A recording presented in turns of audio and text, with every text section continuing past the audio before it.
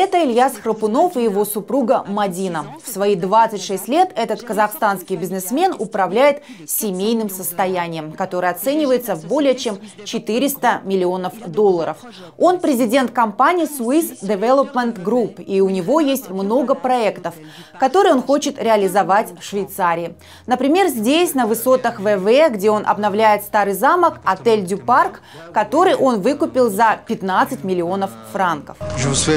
Bienvenue dans notre appartement de témoin. Là, vous voyez une magnifique vue sur le lac Léman. Un dressing pour l'homme qui doit être un petit peu plus petite que celle de la femme. Je me sens comme à la maison et je pensais que je peux faire beaucoup ici.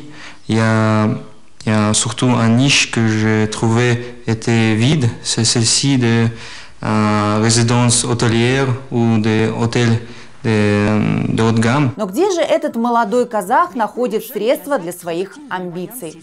Moi, tout simplement, c'est affaire de famille. C'est ma mère qui m'a donné les premières, je dirais, coups de main en donnant 10 millions de francs suisses pour commencer.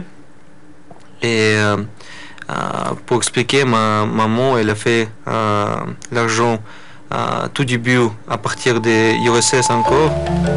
Состояние Храпуновых затем только росло, миллион за миллионом, во времена казахской независимости. C'était, je dirais, mon vision de ma mère.